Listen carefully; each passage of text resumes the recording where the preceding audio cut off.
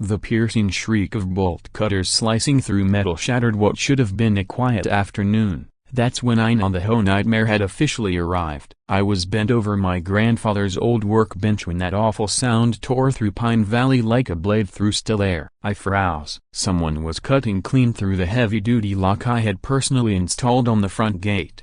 And it wasn't just anyone. Leading the charge was Karina, the tyrannical, power-hungry president of the HOA, accompanied by a group of rent-a-cops pretending they had legal authority, marching up to my cabin like they owned the place. But Karen had no clue that I'd been expecting something like this, and I'd made sure she'd walk right into a trap. As that cabin door flung open, a man in black stepped out. Miranda's breath hitched. Whatever control she thought she had vanished in that moment. This wasn't a battle over petty neighborhood rules anymore. Yeah, this was something far bigger than she realized. Want to know who was hiding in the shadows? Hold that thought. I'll get there. But first, you need the full picture. Yeah, how a simple carpenter like me got dragged into a high-stakes chess game with people who profit off the destruction of communities. It all started when I inherited my grandfather Henry's cabana, a century-old log structure that stood defiantly among the luxury homes of Pine Valley, Colorado. The place looked like a relic from another era,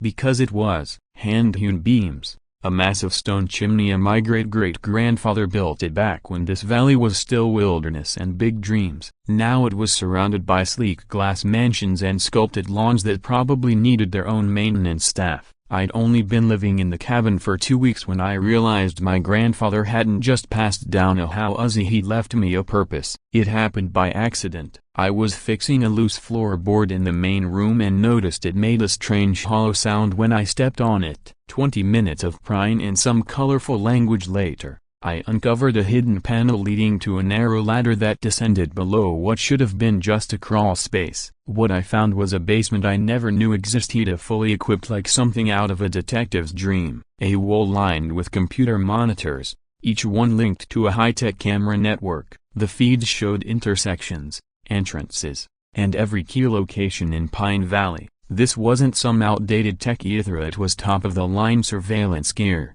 probably worth more than my truck. Next to the main terminal sat a leather-bound notebook with my name written on the cover in my grandfather's unmistakable handwriting. The message on the first page stopped me cold.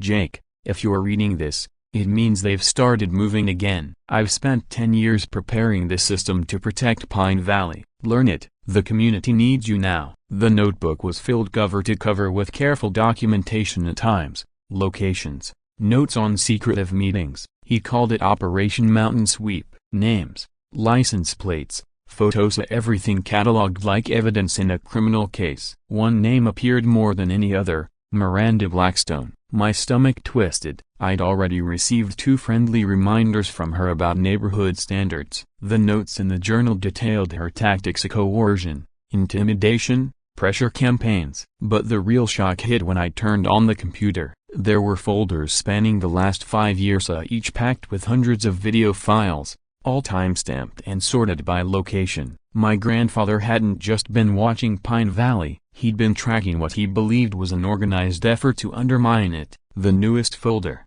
labeled Final Phase, included recordings from the previous month. Most disturbing were the nighttime clips of private meetings held in supposedly secure areas. I randomly opened a file dated 3 weeks back and watched the last video my grandfather ever recorded. In grainy but clear footage, 2 people argued outside my cabin near midnight. One was unmistakably Miranda Blackstone, polished, composed, and radiating authority. The other was a tall man in an expensive suit, someone who looked like a corporate lawyer or executive. Even without sound, their interaction was tense. The man pointed angrily at my home while Miranda gestured wildly. The argument escalated until he grabbed her arm and whispered something that drained the color from her face. He turned, climbed into a sleek black sedan, and drove off, leaving her standing in my driveway, motionless. Before she finally disappeared into the night, I spent the next couple of hours digging through the rest of the footage. A pattern emerged. Miranda wasn't acting alone. She met frequently with that same Mana and sometimes with others. Every meeting revolved around property maps,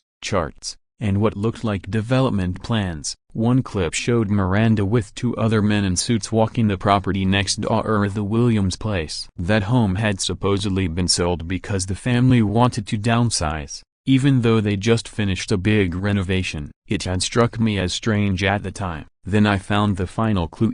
Taped under the desk was a manila envelope. Inside were copies of legal documents, property transfers, and letters involving a company called Pacific Holdings. The deals were suspicious, homes being sold far below market value. At the bottom of the stack was one last note from my grandfather: Jacob, Pacific Holdings isn't just buying land, they're dismantling neighborhoods. Miranda is either working with them or being used. Either way, she's dangerous. The cameras are always rolling. Use them well. Sitting in that hidden room, surrounded by 5 years of meticulous investigation, I finally understood why my grandfather had insisted I keep the cabin instead of selling it. It wasn't just about family heritage, it was about protecting a community being quietly swallowed by greed. My grandfather had spent his final years uncovering something no one else saw. And now, it was my turn to finish what he started. A coordinated scheme was underway, one designed to drive longtime Pine Valley residents out so their homes could be bought cheap and flipped into something far more profitable. The sheer weight of what I'd uncovered hit me hard.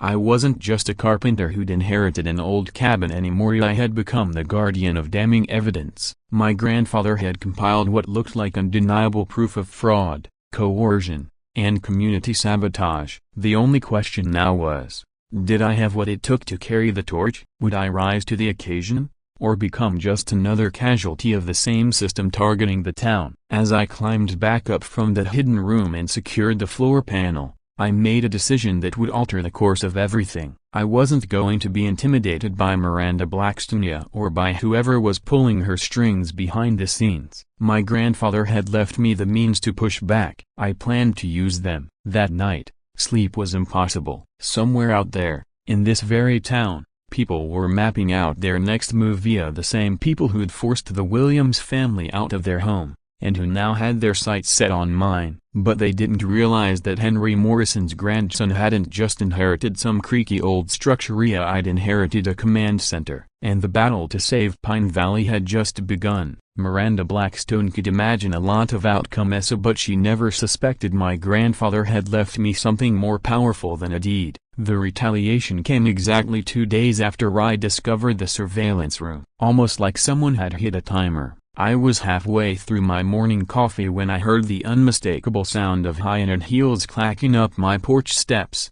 followed by a knock so aggressively polite it might as well have been a threat. I glanced through the window and saw Hira Miranda, dressed like a CEO and carrying a manila folder thick enough to require its own zip code. Her smile was all teeth and no warmth, the kind of grin a predator wears. "Good morning, Jake," she chirped sweetly as I opened the door. "I hope you're adjusting nicely." "Unfortunately, I need to speak with you about some serious code violations." She handed me the folder like she was serving a subpoena. "The HOA has documented several substantial infractions. You have 30 days to correct them, or you'll be subject to fines totaling $75,000. She didn't say it like a request. It was a thinly veiled threat wrapped in legalese. This wasn't about compliance, it was about crushing resistance. I flipped through the paperwork while she stood there, coolly studying my reaction like she was watching a test subject squirm. The list was absurd. My century-old cabin had supposedly violated modern fire codes that demanded a sprinkler system, ADA accessibility standards that called for wheelchair ramps, and septic regulations that hadn't applied to this property in decades. Every citation felt like it had been custom designed to bleed me dry. The inspector listed on the documents was a man named Tommy Brennan, and according to the paperwork,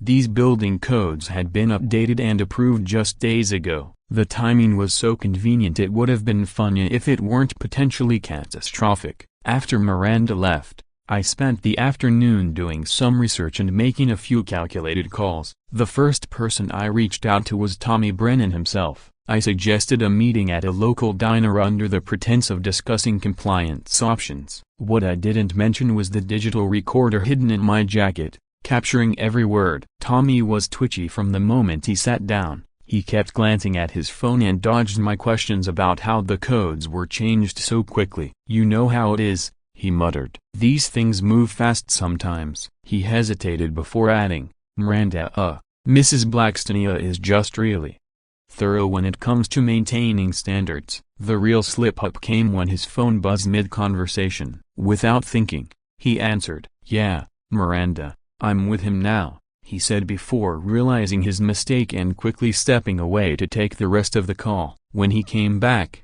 he was visibly shaken and eager to wrap things up. "Just stick to the rules, Mr. Morrison. It's for everyone's safety, you understand?" he said, barely making eye contact. Every crack in his voice, every anxious pause, it was all recorded, and most importantly, so was the confirmation that Miranda had been listening in real time. My next conversation was even more important. That evening, I knocked on the door of Ethel Henderson, a 75-year-old former court clerk and the closest neighbor to my cabin. She'd been following Pine Valley's politics longer than I'd been alive. She invited me in for tea, and what followed was the most illuminating conversation I'd had yet. "Oh, sweetheart," she sighed, settling into her floral print armchair. "Miranda's been pulling this stunt for years. You're not the first. You're the fifth." She ticked off names on her fingers. The Williams family, the Pattels, the Johnsons, and the elderly couple who once lived in the blue house on Maple Street. Every one of them had been hit with sudden, suspicious violations, and each of them sold their homes for less than they were worth, just to avoid the fight. But Ethel wasn't just passing on stories, she was rallying the troops. "I've been talking to other longtime residents," she said, producing a handwritten list of names and numbers. "We're starting something called the Pine Valley Legal Defense Fund. 15 families have already pitched in. We're raising money to help you push back. We're not going to let Miranda and her friends bulldoze our lives one fake crisis at a time." The fund already had nearly $8,000 enough to hire legal representation and challenge whatever Miranda had planned next. That night, I revisited my grandfather's footage with new clarity. I knew what I was searching for, and it didn't take long to find it. In a video from several months back, I spotted Miranda, Tommy Brennan, and the same mysterious man in the expensive suit, the one who had argued with her outside my cabin. They were in Miranda's garage. Even with the low-resolution footage, I could clearly see them exchanging cash. Neat stacks of money changed hands as they discussed something too quiet to hear, but the body language was unmistakable. This wasn't neighborhood planning, it was collusion.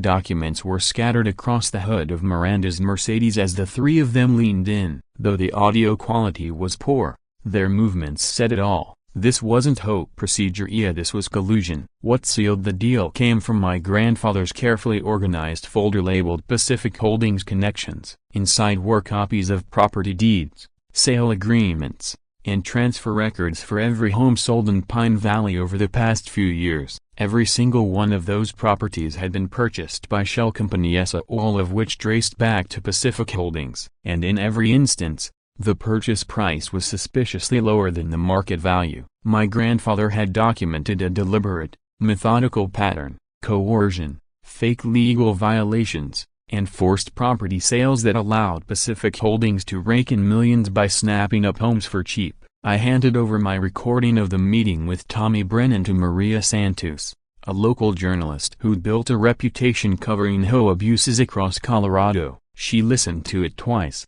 took extensive notes, and promised to investigate the ties between Pacific Holdings and the sudden wave of code enforcement actions in Pine Valley. "This is bigger than your house, Jake," she told me before leaving. "If your grandfather's notes hold up, this is large-scale, organized fraud." That night, someone cut the power to my cabin and spray-painted "Stop or Else" across the front door in red paint that glared like blood under my flashlight beam. But the message didn't scare me, it confirmed what I already knew. Miranda and her allies were rattled. People who believe they're in the right don't resort to threats and vandalism. The battle for Pine Valley was officially on, and I had something they weren't expecting: undeniable evidence. I used to believe the law was there to protect the innocent until Miranda showed me how easily it could be turned into a weapon. What followed wasn't subtle. The attack escalated, as if she had been holding her most ruthless tactics in reserve until she was sure I wouldn't cave. A few days after my meeting with Maria,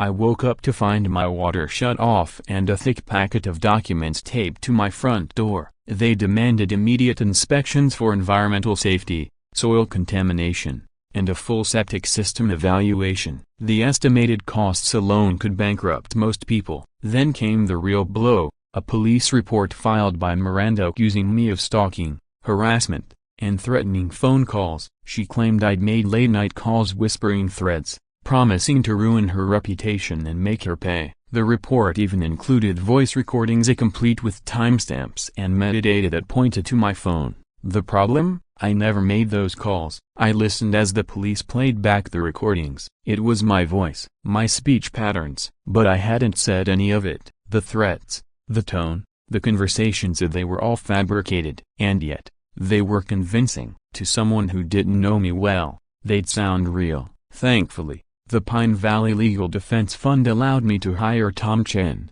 an HOA specialist known for taking on bullies and winning. He didn't waste time. In our first meeting, Tom uncovered something huge. Miranda's law license had been suspended in California for misconduct related to real estate fraud. She'd been operating in Colorado without valid credentials, which explained how she knew just enough law to exploit the system, but not enough to stay within its limits. She knows enough to be dangerous, Tom said, but not enough to cover her tracks when she's desperate. And this time, she'd gotten sloppy. Tom brought in an audio forensics expert who confirmed the recordings were fake SI generated using synthetic voice software. All it took was a few samples, probably pulled from my recorded conversation with Brennan or from public conversations, to create realistic-sounding audio of me making threats I never uttered. The analysis found digital traces proving the recordings had been artificially generated, but Miranda had been counting on local authorities not having the tools or experience to catch such deception. For a brief moment,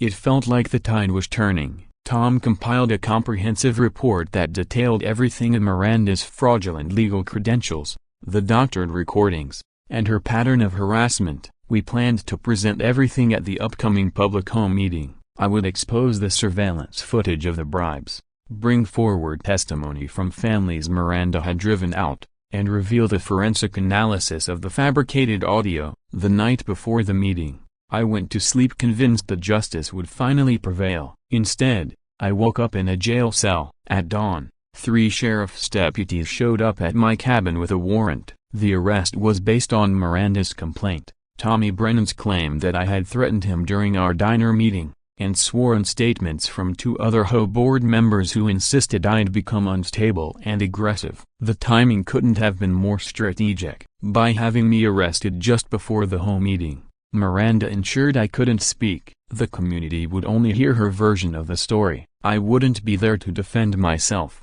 and without me presenting the evidence, I would appear to be exactly what she claimed, a hostile, unstable neighbor who couldn't follow the rules. Sitting in that cold, concrete cell, I had a lot of time to reflect on everything my grandfather tried to teach me. Jake, I remembered him saying while we worked side by side at the bench, sometimes people will use the very system built to protect you as a weapon against you. When that happens, you have to outsmart the system. At the time, I thought he was just being philosophical. Now I saw it for what it truly was, a warning. He'd known this could happen. The surveillance setup wasn't just about keeping watch. It was about being prepared to outmaneuver powerful people with money, influence, and no conscience. When I was finally released on my own recognizance, I returned home to find my cabin had been searched. The warrant allowed officers to comb through the place looking for evidence tied to stalking and harassment accusations. They hadn't just looked at it, they'd torn it apart with surgical precision,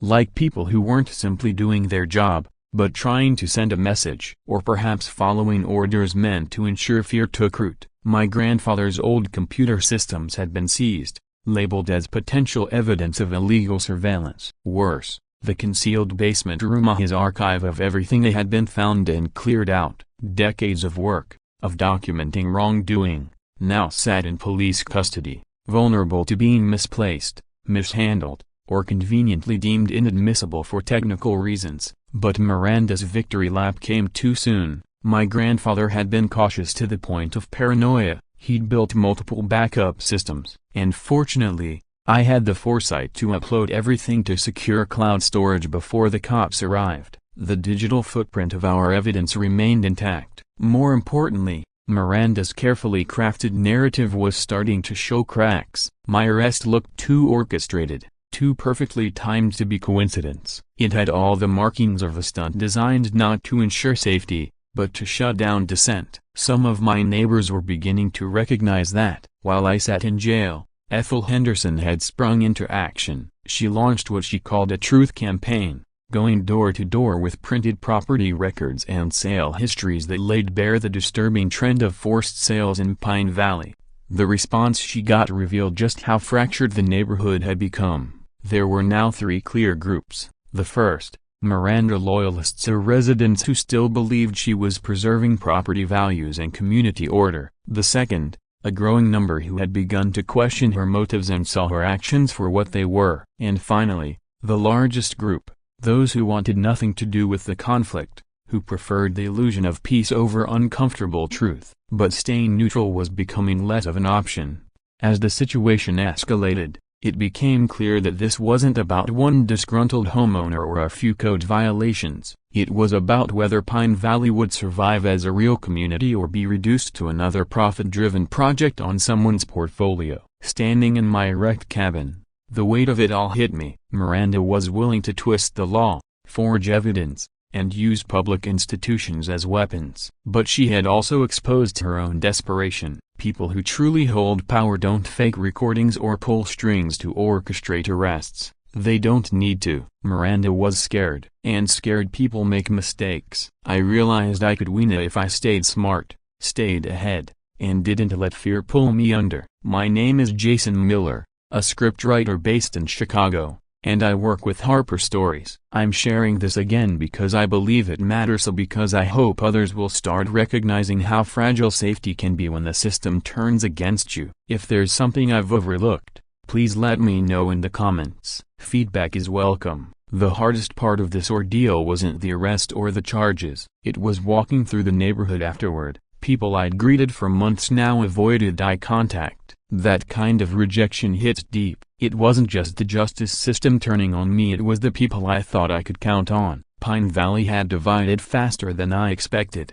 About a third of the residents stood behind me, thanks to Ethel's outreach. But a larger portion had fully bought into Miranda's version of events, convinced I was some unstable threat to their peaceful lives. The rest, they just wanted the storm to pass so they could go back to quiet barbecues and manicured lawns. The loneliness hurt more than I'd imagined. Simple interactions felt loaded with suspicion. Walking past neighbors was like stepping through emotional landmines. The Padlessons who once welcomed me over for weekend cookouts and now avoided me with polite excuses. Jim Crawford, the retired teacher who had helped me carry in my first box of books, crossed the street to avoid speaking to me. They weren't bad people, just frightened. And scared people make decisions that prioritize comfort over truth. Miranda understood that fear better than internia, and she used it masterfully. She turned their craving for calm against me, presenting herself as the barrier between order and chaos. What really hit me,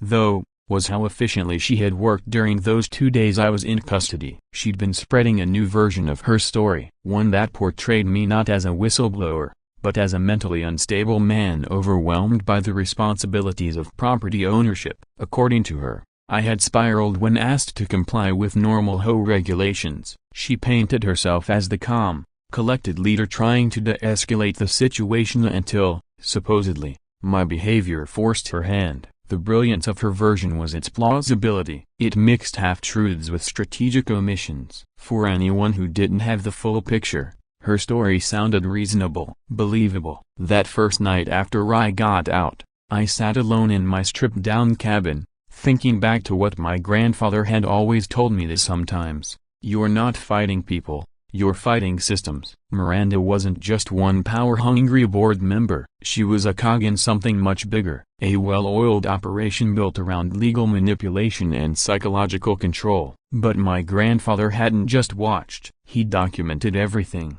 and now that I had recovered the files from the cloud, I could see the scope of what he had uncovered. This wasn't just about Pine Valley. It was about a pattern, a strategy, Pacific Holdings hadn't targeted this place alone. They had a blueprint. They had scouted out small, high-value neighborhoods across the Rockies, identifying HOA boards ripe for manipulation. Their method was always the same: coerce or compromise a local official, fabricate legal headaches for legacy residents, then swoop in to buy under pressure. Their strategy was brutally effective: stir up enough fear and instability to drive property values down, then sweep in with front companies offering quick cash purchase as opposing as a solution to the very problems they had deliberately engineered. It was an insidious business model, elegant in its simplicity, terrifying in its execution. But my grandfather had done more than just outline the pattern. He had meticulously identified the main players, charted their networks, and most remarkably discovered a hidden tunnel system connecting several of Pine Valley's older homes. These passageways, built during Prohibition for reasons long buried with my great-grandfather, had faded from memory. Except for one man, Henry Morrison. Quietly, methodically, he had installed surveillance equipment in key points throughout those tunnels. From these concealed locations, he captured private meetings and conversations that residents believed were entirely confidential. The most damning recordings came from beneath Ethel's home. There, I could hear Miranda's private calls, thinking no one was listening. The first night I returned from jail, I heard something that changed everything. Miranda wasn't the ringleader. She was sobbing into the phone, pleading with a man named David Sterling. "Please, David, a broken bar, I just need more time," she wept. The Morrison boy's even more persistent than his grandfather. "People are asking questions. I can't just make him disappear like the others." In that moment, I saw Miranda not as a villain, but as another pawn in someone else's game. Sterling's voice crackled back a cold, commanding, "You owe me $3.5 million, Miranda. Pine Valley clears that debt, or you lose it all. Your home, your reputation, your freedom. I've tolerated your delays because you've been useful, but my investors are losing patience. Deal with the Morrison problem permanently, or I'll find someone who will." Through Maria Santus's digging, I found out who David Sterling really was: the CEO of Pacific Holdings. He had orchestrated this entire community takeover scheme across at least 15 neighborhoods in Colorado alone. His approach was always the same: rely on local agents like Miranda, people who could move within the system undetected, manipulating policy and perception without attracting outside scrutiny. But Sterling didn't just hire Miranda, he ensnared her. Her gambling addiction had made her vulnerable. She'd racked up massive losses at exclusive poker nights in Denver, and Sterling had stepped in like a savior. In reality, he was tightening the leash, transforming her from a collaborator into a desperate, cornered puppet. That revelation stirred a strange mix of emotions. On one hand, I felt sympathy. On the other, her pain didn't absolve her of the damage she'd done. She was still tearing apart families and gutting the soul of Pine Valley. Ethel wasn't about to let that stand. She organized a Save Pine Valley rally at the community center. Nearly 40 residents turned out, demanding transparency about the HOA's finances and answers about the sudden uptick in code enforcement. For the first time since this nightmare began, I felt like I wasn't standing alone. There was hope, but with hope came risk. That same night, deputies showed up at my cabin with a new warrant, this time, to confiscate illegally obtained surveillance equipment. Somehow, they knew about the tunnels. That meant someone had eyes on me too. I wasn't the only one watching. The stakes had just been raised. This wasn't just about property anymore. They weren't trying to control Pine Valley, they were trying to erase anyone who could expose what was really going on. I had thought Miranda was the villain, but she wasn't pulling the strings as she was tangled in them. Between Maria's relentless investigation and my grandfather's archive of surveillance, a much bigger picture was coming into view. What I had assumed was a personal feud with an overzealous HOA board member was actually part of a sweeping conspiracy. My grandfather hadn't just been chronicling neighborhood disputes, he had uncovered a plan that reached across the entire Rocky Mountain corridor. Pacific Holdings wasn't just in real estate. They were executing what Sterling called Operation Mountain Sweep, a coordinated effort to acquire 50 small mountain towns and redevelop them into an interconnected empire of luxury resort properties projected to generate billions. Maria's deep dive into Sterling's history revealed a disturbing pattern. He had built his wealth by targeting vulnerable communities. He started in California, where rising property taxes squeezed longtime residents out of their coastal homes. From there, he moved north first to Oregon, then Washington before setting his sights on Colorado's alpine towns. The playbook never changed: identify weak spots in local governance, buy or blackmail officials, trigger crises that force residents to sell low, and rebuild as upscale destinations meant only for the ultra-wealthy. The scale of it all became terrifyingly clear as I spent an entire night poring over my grandfather's files and cross-referencing them with Maria's data. Pine Valley hadn't been chosen at random. Sterling had been planning this acquisition for over 3 years. He knew our dynamics. He had mapped our pressure points, and he had handpicked Miranda not just for her influence, but for her fatal flaw: addiction. Those poker games she thought she found by luck, they were a setup. Sterling arranged for her to be invited, ensured she lost big, and then stepped in as her savior, sealing her fate. She was never free, just another piece on his board. The most chilling moment came when I tapped back into the surveillance feed beneath Miranda's home. It was late. She was alone, pacing her kitchen, whispering frantically into her phone. "David, please, these people don't deserve this," she pleaded through sobs. "The Williams family did nothing wrong, and Jake Morrison's just trying to protect what his grandfather built. There has to be another way." "Isn't there another way to do this without destroying lives?" Miranda's voice cracked with desperation, but Sterling's reply was ice-cold and merciless. "You seem to forget, Miranda, empathy is a luxury you can't afford. You owe me, and Pine Valley is your payment method." "I'm not concerned with family history or moral high grounds. I'm concerned with return on investment and construction schedules." His arrogance, however, got the better of him. In the same breath, he let slip information that reshaped everything I thought I knew. He couldn't help but boast. "Pine Valley is just phase 1. Once we control the corridor from Denver to Aspen, we'll have the most exclusive mountain resort chain in North America. 50 towns, all linked by private transit, catering to clients who drop $100,000 on a single week's stay. Your little hoe tricks are laying the foundation for a $20 billion empire." What chilled me even more was what he said next, to proof that he'd been watching me far more closely than I had realized. He knew about the surveillance system my grandfather had built, my secret meetings with Tom Chen, and even the confidential conversations I'd had with Maria Santos. "The Morrison kid thinks he's being clever with his hidden cameras and his journalist ally," Sterling said with a laugh. "What he doesn't get is I've been running this game for 2 decades. I've got insiders in law enforcement, county offices, and state agencies. Every step he takes, I know about in advance. If he keeps interfering, I'll deal with him the same way I handled his grandfather." That last line hit me like a punch to the chest. My grandfather hadn't passed from natural causes. He'd been silenced. Sterling's flippant remark confirmed the fear I hadn't dared say aloud: Henry Morrison was murdered. He had dug too deep into Operation Mountain Sweep,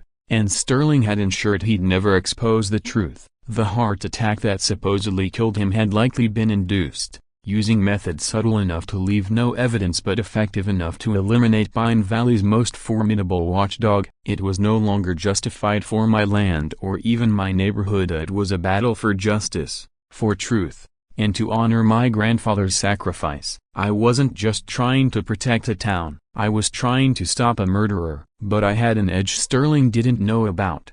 He was aware of the surveillance system, yes, but not the fact that I had been backing up all recordings to a secure, encrypted cloud storage service beyond his reach. He had no clue that Maria Santos had started forming a covert network of investigative journalists and law enforcement officials in other states, all tracking similar schemes linked to Pacific Holdings. And the tunnels? They weren't just for eavesdropping. They were designed as a communications network that would survive if Sterling's people compromised all other channels. From those hidden passages, I could coordinate directly with Ethel, Tom, and Maria without tipping him off. My grandfather had built a wartime infrastructure via an underground system meant to outmaneuver even a full-blown siege. Then, for the first time, Sterling called me directly. His voice was smooth and polished, the kind used by powerful men who rely on intimidation, not brute force. "Jake Morrison," he said. "Word is you've been poking your nose into matters that don't concern you. I'm here to give you a choice. Take $500,000 for your grandfather's cabin and walk away a broken bar, or keep pushing and find out what happens to people who interfere with my operations." The threat was thinly veiled, but what stood out more than the danger was the fear behind his words. Sterling wouldn't be offering money if he truly believed he could crush me. He knew he was losing control. I didn't respond. I just hung up. That call told me something more important than any surveillance feed ever could. I was winning. Despite all his power, his influence, and his ruthlessness, David Sterling was rattled, afraid of a man with nothing but an old cabin, a hidden tunnel, and his grandfather's legacy. This wasn't just a local fight anymore. It had become a war for the future of small towns across Colorado. Sterling's empire threatened to wipe them off the map in pursuit of luxury and profit. But I really believed that we could stop him. Sterling thought he could scare me the way he had silenced my grandfather. What he didn't know was that my grandfather had prepared me for this fight long before I even realized it, and his final move was already in play. The showdown came sooner than I expected. Just one day after I refused Sterling's offer, suddenly, Pine Valley no longer looked like a quiet mountain town. It felt like a war zone. Sterling had dropped all pretense. This wasn't about legal threats anymore. It was open, coordinated aggression. Early that morning, I watched through the surveillance feed as 3 black SUVs rolled into the center of town. Men in tactical gear stepped out and immediately began assembling what looked like a field command center in the parking lot of the community center. But Sterling underestimated my grandfather one final time. The night before everything exploded, I discovered something hidden deep beneath the tunnels, a sealed steel box. Inside was the final part of Henry Morrison's legacy, a plan labeled Operation Last Stand. In it, my grandfather had included a list of FBI agents already investigating Pacific Holdings for federal racketeering. He wasn't just building a case for the local authorities, he was gathering ammunition for the federal government to dismantle Sterling's entire criminal enterprise. His strategy was brilliant in its simplicity: lure Sterling into overplaying his hand. When he inevitably escalated to open criminal behavior, federal agents would be ready to observe and record it firsthand. No more rumors, no more speculation, just hard evidence that no crooked sheriff or bought-off official could ignore. My role was to provoke that overreach, to make myself a target, draw Sterling out, and trust that someone beyond Pine Valley would be watching when he took the bait. Meanwhile, Maria Santos had been moving fast. In the 3 days since Sterling's call, Maria reached out to FBI agents in Denver who had already been monitoring Pacific Holdings for suspicious real estate activity. Agent Jennifer Walshaw, an expert in organized crime involving property schemes, had been waiting for exactly this kind of insider evidence. When Maria presented the surveillance footage showing illicit cash exchanges between Sterling, Miranda, and crooked local officials, Walsh immediately began coordinating a federal takedown aligned with the strategy my grandfather had left behind. The snare was ready right as Sterling prepared to celebrate what he thought would be his ultimate triumph. I called Miranda, letting defeat weigh down every word. I made sure the call was recorded. "I'm done fighting," I told her. "Sterling wins. I'll sign whatever he wants. I just want out of Pine Valley."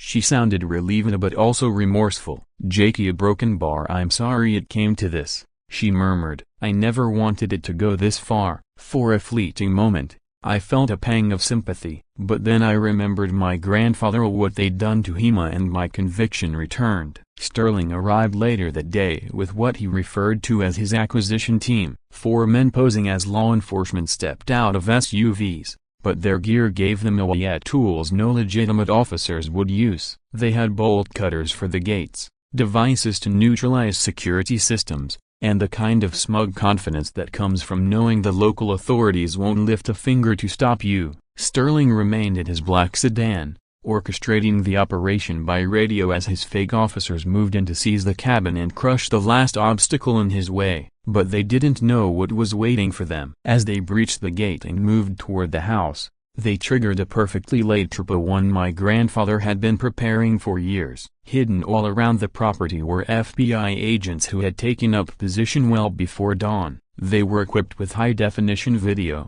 audio surveillance, and sealed arrest warrants ready to be executed the moment the imposters broke down my door. Instead of a worn-down carpenter surrendering to corporate muscle, Sterling's men walked straight into a federal sting. The look on Sterling's face when he realized he'd been completely outmaneuvered was worth every restless night, every setback. From inside the tunnel system, I streamed the entire operation live. Thousands tuned in as the FBI arrested David Sterling for racketeering, fraud, conspiracy, and for ordering the murder of Henry Morrison. His excuses were pathetic, his panic obvious. He stammered about being a misunderstood businessman, but Agent Walsh had already secured phone recordings where Sterling had clearly given violent orders against anyone who interfered with his projects. Compared to Sterling's dramatic fall, Miranda's arrest seemed quiet. She didn't resist when agents arrived at her door. In fact, from what I could see through the surveillance feed, she looked almost relieved to be free of his grip. Her cooperation would turn out to be essential in exposing the full reach of Operation Mountain Sweep and tracing Sterling's tactics to other towns. For the first time in a long while, Miranda looked less like a corporate puppet and more like a person again. But the most satisfying moment came when Sterling's phone rang during his arrest. Because of the active live stream, the call played publicly. On the other end, an investor was shouting demanding to know why federal agents were raiding Pacific Holdings offices in 5 states all at once. Sterling's empire was collapsing in real time, witnessed not just by law enforcement and journalists, but by residents from every community he had tried to exploit. As I stepped out of the tunnel and walked back toward the cabin and now officially under federal protection, I felt the presence of my grandfather like never before. Everything he had worked for in those final years, all the allies he had quietly assembled, had led to this. The cabin, once targeted for demolition, would remain a Morrison home, but more than that, it would become the nerve center for a new kind of resistance, a community defense network built to safeguard small towns like Pine Valley from predators and suits. The battle for Pine Valley had ended, but the victory didn't belong to just one man hiding in tunnels. It belonged to everyone who stood their ground against greed and corruption. It belonged to my grandfather, who had shown that real justice isn't about revenge, it's about refusing to let evil win. Justice, I've come to understand, isn't only about arrests and charges. It's about healing what's been damaged. In the months that followed, the legal consequences unfolded swiftly and decisively. David Sterling was sentenced to 18 years in federal prison for racketeering, conspiracy, and the murder of Henry Morrison. The wealth of evidence my grandfather had archived, bolstered by Miranda's in-depth testimony, dismantled Pacific Holdings entirely and triggered federal investigations into 23 similar schemes across the western United States. Miranda's outcome was more complex and surprisingly human. Her cooperation earned her immunity from criminal prosecution, but she wasn't free from accountability. The residents of Pine Valley voted to require her to pay $200,000 in restitution, which went into a fund supporting homeowners who had been pressured into selling below market value. She stepped down from the HOA board, agreeing never to hold a position of community authority again. Miranda had promised never to seek a leadership role in Pine Valley again. The day before she moved away,